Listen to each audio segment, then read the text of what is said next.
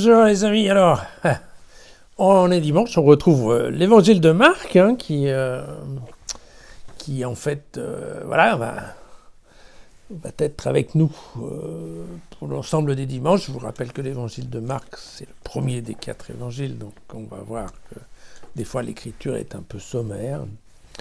On y va donc aujourd'hui, c'est le chapitre 5, les versets 21 à 43. Quand Jésus eut regagné en barque l'autre rive, une grande foule s'assembla près de lui, il était au bord de la mer. Arrive l'un des chefs de la synagogue, nommé Jaïr. Voyant Jésus, il tombe à ses pieds et le supplie avec insistance en disant « Voilà, ma petite fille est prête de mourir. Viens lui imposer les mains pour qu'elle soit sauvée et qu'elle vive. » Alors Jésus s'en alla avec lui et une foule nombreuse le suivait et l'écrasait. Une femme qui souffrait d'hémorragie depuis 12 ans, d'ailleurs elle avait beaucoup souffert du fait de nombreux médecins, et elle avait dépensé tout ce qu'elle possédait sans aucune amélioration. Et au contraire même, son état avait plutôt empiré. Et donc cette femme avait appris ce qu'on disait de Jésus. Alors elle passa par derrière dans la foule et elle toucha son vêtement. Elle se disait, si j'arrive à toucher au moins ses vêtements, alors je serai sauvée. À l'instant, sa perte de sang s'arrêta et elle ressentit en son corps qu'elle était guérie de son mal. Mais aussitôt Jésus s'aperçut qu'une force était sortie de lui. Il se retourna au milieu de la foule et il disait « Qui a touché mes vêtements ?» Et alors ses disciples lui disaient « Mais tu vois la foule qu'il y a qui te presse et toi tu demandes « Qui m'a touché ?» Ouais, mais lui, il regardait autour de lui pour voir celle qui avait fait cela. Alors la femme, craintive, tremblante, sachant ce qui lui était arrivé, vint se jeter à ses pieds. Et lui, elle lui dit toute la vérité. Alors lui dit « Mais écoute ma fille, ta foi t'a sauvée. Va en paix et sois guérie de ton mal. » Il parlait encore quand arrivent de chez le chef de la synagogue des gens qui disent « Écoute, ta fille est morte. Pourquoi encore ennuyer le maître ?» Mais sans tenir compte de ces paroles, Jésus, lui, dit au chef de la synagogue « Non, sois sans crainte, crois seulement. » Et il ne laissa personne l'accompagner, sauf Pierre, Jacques et Jean, le frère de Jacques. Alors ils arrivèrent à la maison du chef de la synagogue. Jésus vit de l'agitation, des gens qui pleurent, qui poussent des grands cris. Jésus entre et leur dit « Mais pourquoi cette agitation et ces pleurs? L'enfant n'est pas morte. Elle dort, tout simplement. » Évidemment, il se moquait de lui.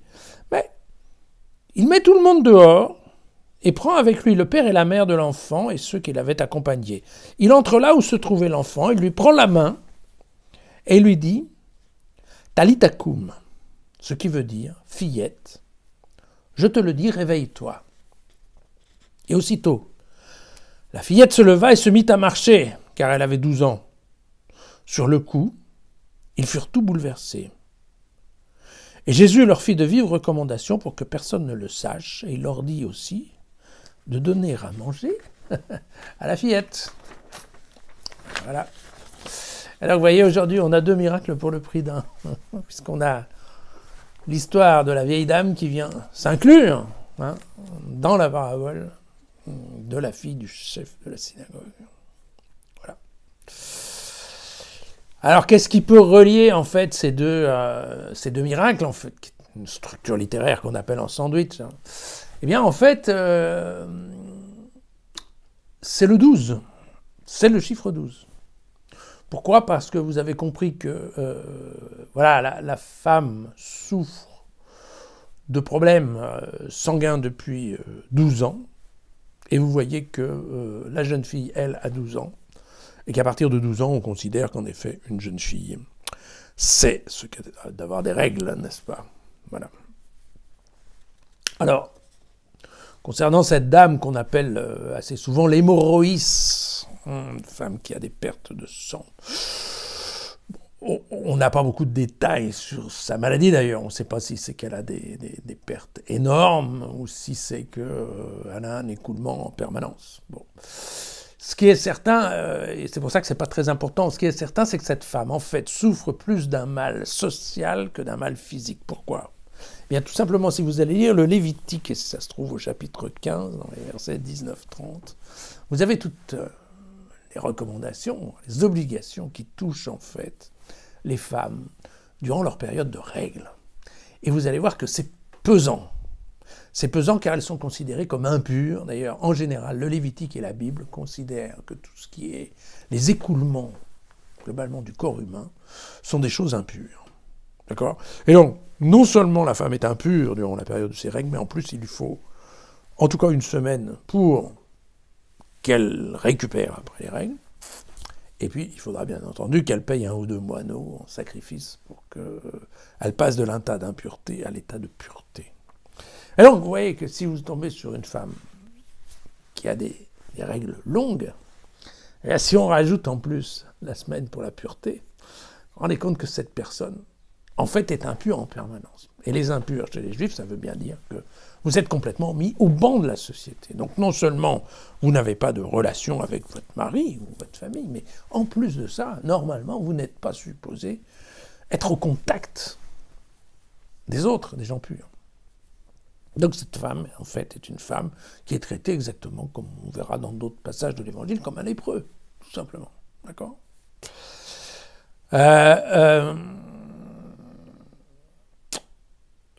Concernant la guérison de la fille de Jaïr dont on n'a pas bien compris s'il était rabbin ou pas, on ne sait pas de quelle synagogue on parle, c'est toujours un peu vague après avec Marc.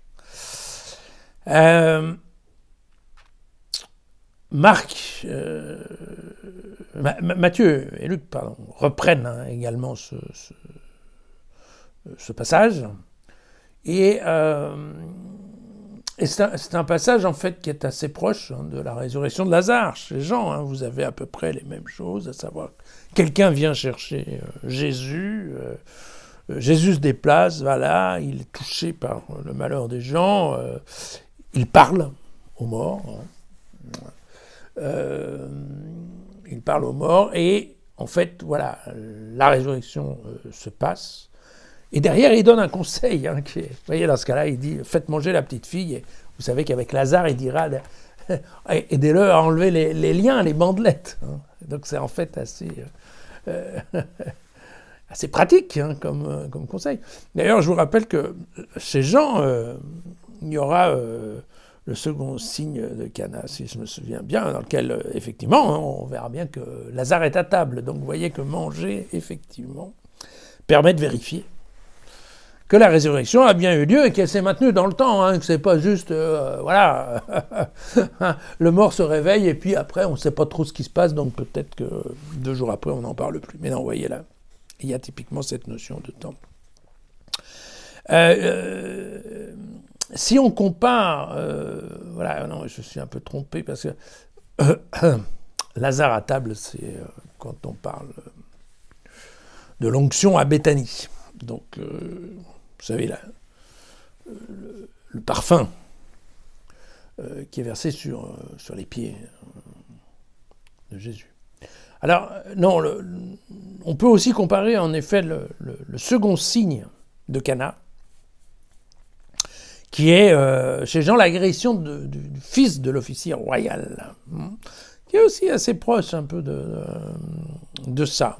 Mais par contre, dans cet évangile de Jean, on insiste bien sur la différence entre la foi dans le guérisseur, dans le thaumaturge, voilà, et la foi dans le Christ, Fils de Dieu.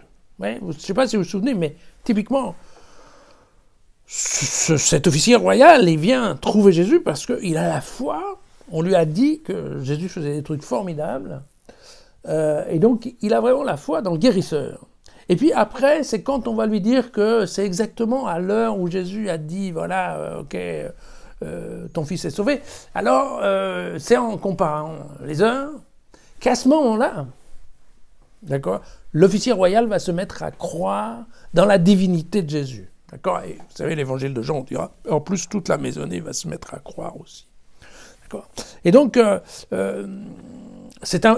le schéma est assez précis chez Jean. Mais je vous rappelle que Jean, il écrit globalement 50 ans après Marc. hein.